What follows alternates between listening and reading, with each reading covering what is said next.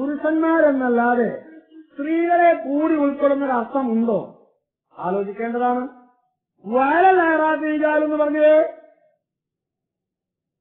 വഅലൽ അഅറാഫി റിജാൽ എന്ന് പറഞ്ഞാൽ അവിടെ സ്ത്രീകളും ഉൾപ്പെടില്ലേ എന്നാ ചില ആളുകളുടെ സംശയം. ആലോചിക്കാവുന്നതാണ്, ചർച്ചയാകാവുന്നതാണ്. നമുക്കൊരിക്കലും ആ കാര്യത്തിലൊന്നും യാതൊരു വാശിയില്ല, ആരുമായി ചർച്ചയാവാം. വഅലൽ അഅറാഫി റിജാൽ എന്ന റിജാല് പള്ളിയിൽ വരാൻ പറഞ്ഞിടത്തുള്ളതല്ലല്ലോ. സൂറത്തുൻ നൂറിലെ 36-ാം ആയത്തിൽ പറഞ്ഞ പള്ളികളിൽ വെച്ച് നിസ്കരിക്കേണ്ടത് റിജാലുൻ എന്ന് പറഞ്ഞ റിജാലിന്റെ അർത്ഥം എന്താണ്? ഇമാം റാസിയുടെ തഫ്സീറുൽ കബീർ, തഫ്സീർ ഇബ്നു കസീർ, തഫ്സീർ കശ്ശാഫ്, തഫ്സീർ ഖുർത്തുബി, തഫ്സീർ റൂഹുൽ മആനി, തഫ്സീർ റൂഹുൽ ബയാൻ, തഫ്സീർ ജമൽ, തഫ്സീർ ഖാസിൻ തുടങ്ങിയ ഒരു ഡസനോളം തഫ്സീറുകൾ ഈ ആയത്തിന്റെ വ്യാഖ്യാനം ഞാൻ പരിശോധിച്ചു. ഈ ഒരു ഡസനോളം എന്ന് പറയുന്നത് എന്റെ അടുത്ത് അത്രേ തഫ്സീറുകളേ ഉള്ളൂ. അതിലേറെ പഠിച്ചോരും പരിശോധിച്ചോരും കൂട്ടരെ പറഞ്ഞോളൂ, എനിക്ക് കുഴപ്പമില്ല. ഞാൻ അവരെക്കാണ വിവരം അവകാശപ്പെടുന്നില്ല. അത്രേ ഉള്ളൂ. എന്താ ഇയാൾക്ക് ഒരു ഡസൻ എന്ന് പറഞ്ഞാൽ ആരും മേടിച്ചിട്ട് തരാൻ വരണ്ടാണ്. ഇതിന്റെ അത്രേ ഉള്ളൂ. വേറുള്ളവർക്ക് പോയി പരിശോധിക്കാൻ എനിക്കോട്ട് സമയം കിട്ടിയില്ല.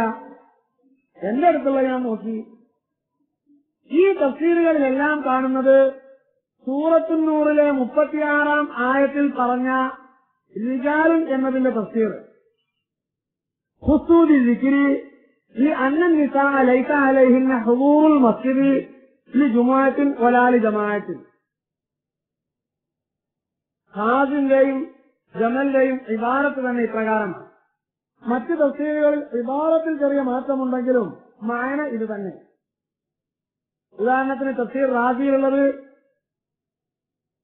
ഖുസൂദി ദിക്രി لأن النساء لسن من أهل التجارات والجماعات. ഇതിന് ചെറിയ തോതിലുള്ള മാറ്റം, ആശയത്തിൽ മാറ്റമൊന്നുമില്ല. എന്താ തഫ്സീർ പറഞ്ഞത്? ഖുസൂദി ദിക്രി ആയത്തിൽ പുരുഷന്മാരെ മാത്രം പറയാൻ കാരണം, അപ്പൊ ഖുസൂദി ദിക്രി എന്ന് പറഞ്ഞപ്പോ തന്നെ റിജാലുൻ എന്നതിന്റെ മാന പുരുഷന്മാരാണെന്ന് വന്നല്ലോ. ഖുസൂദി ദിക്രി പുരുഷന്മാരെ മാത്രം എടുത്ത് പറയാൻ കാരണം ലിഅന്ന നിസാഅ കാരണം നിശ്ചയം സ്ത്രീകൾ ലൈസ അലൈഹിന്ന അവർക്ക് അവകാശമില്ല ഹുദൂറുൽ മസ്ജിദി പള്ളിയിൽ ഹാജരാവാൻ ലിജുമുഅത്തിൻ ജുമുഅക്ക് വലാ ലിജമാഅത്തിൻ ജമാഅത്തിൻ. സൂറത്തുൻ നൂറിലെ 36-ാം ആയത്തിൽ പറയുന്ന റിജാലുൻ എന്നതിന്റെ തഫ്സീർ മഹാന്മാർ രേഖപ്പെടുത്തിയത് ഇപ്രകാരമാകുന്നു. എങ്ങനെ? അതിന്റെ വിവക്ഷ പുരുഷന്മാര് മാത്രമാണ്, സ്ത്രീകൾ ഉൾപ്പെടില്ല. അവർക്ക് ജുമാഅത്തും ജമാഅത്തിനും പള്ളിയിൽ വരാൻ അവകാശമില്ലാത്തത് കൊണ്ടാണ് റിജാലുൻ പുരുഷന്മാരെ മാത്രം പറഞ്ഞത്. തഫ്സീർ. ഇനി പരിഭാഷ. നദ്വത്തുൽ മുജാഹിദീന്റെ നേതാക്കളിൽ പ്രമുഖനായ ജനാബ് കെ ഉമർ മൗലവി സാഹബ് തർജമാനുൽ ഖുർആൻ എന്ന പേരിൽ ഒരു ഖുർആൻ പരിഭാഷാ ഗ്രന്ഥം എഴുതി അച്ചടിച്ച് വിതരണം ചെയ്തിട്ടുണ്ട്. പ്രസ്തുത ഖുർആൻ പരിഭാഷാ ഗ്രന്ഥത്തിൽ സൂറത്തുൻ നൂറിന്റെ പരിഭാഷയിൽ ഞാൻ ഓതിക്കേൾപ്പിച്ച 36-ാം ആയത്തിന് അയാൾ നൽകിയിരിക്കുന്ന അർത്ഥം പള്ളികളിൽ വെച്ച് നിസ്കരിക്കേണ്ടത് റിജാലുൻ പുരുഷന്മാരാകുന്നു എന്ന് തന്നെയാണ്. വഅലൽ അഅറാഫി റിജാൽ അയാൾ അവിടെ ഉദ്ധരിച്ചിട്ടില്ല. റിജാലുൻ എന്നതിന് ജനാബ് ഉമർ മൗലവി നൽകിയ അർത്ഥവും പുരുഷന്മാർ എന്ന് തന്നെയാകുന്നു. ഞാനത് തെളിവായി ധരിക്കുകയല്ല, മുജാഹിദ് പക്ഷം ഓർമ്മിക്കാൻ വേണ്ടി അവരുടെ പരിഭാഷ എടുത്തുദ്ധരിച്ചതാണ്. ജമാഅത്തെ ഇസ്ലാമിയുടെ സ്ഥാപകൻ ജനാബ് മൗദൂദി സാഹബ് തന്റെ ഖുർആൻ പരിഭാഷയിൽ തഫ്സീറുൽ ഖുർആനിൽ സൂറത്തുൻ നൂറിന്റെ പരിഭാഷ എഴുതിയെടുത്ത് ഈ ആയത്തിന് വ്യാഖ്യാനം എഴുതി അബുൽ ആല രേഖപ്പെടുത്തിയിരിക്കുന്നു. സ്ത്രീകൾ വീട്ടിൽ വെച്ചാണ് നിസ്കരിക്കേണ്ടത്, പള്ളിയിൽ വെച്ചല്ല.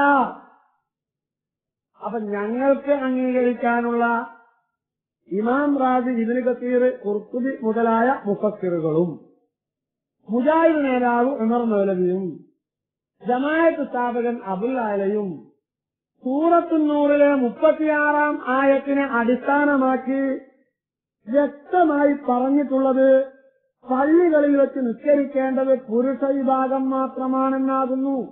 അതാ ഖുർആന്റെ കാഴ്ചപ്പാട്. മൂന്നാമതൊരു ആയത്ത് സൂറത്തുൽ അഹ്സാബിലെ 33-ാം വാക്യം. സൂറത്തുൽ അഹ്സാബിലെ 33-ാം വാക്യം സ്ത്രീകളോട് മാത്രമായി അള്ള പറയുന്നു. പെണ്ണുങ്ങളോട് മാത്രമായിട്ട് അള്ള പറയുന്നു ഖുർആനിൽ. ഞങ്ങളെ സുന്നിയാക്കാറിലല്ല കൂട്ടരെ. പരിശുദ്ധ ഖുർആനിൽ പടച്ച തമ്പുരാൻ സ്ത്രീകളോട് മാത്രമായി പറയുന്നു. സൂറത്തുൽ അഹ്സാബിലെ 33-ാം ആയത്ത് വഖർന ഫീ ബുയൂതികുന്ന വലാ തബറജ്ന തബറുജൽ ജാഹിലിയ്യത്തിൽ ഊലാ വഅഖിംന സ്സലാ. സ്ത്രീകളോട് മാത്രമായിട്ടാണ് കൽപ്പന.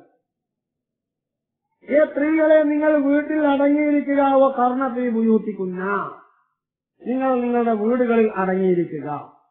വലാ തബറജ്ന തബറുജൽ ജാഹിലിയ്യത്തിൽ ഊലാ, ജാഹിലിയ്യ കാലത്ത് പുറത്തിറങ്ങിയതുപോലെ നിങ്ങൾ പുറത്തിറങ്ങരുത്. വഅഖിംന സ്സലാ, നിങ്ങൾ നിസ്കരിക്കുക.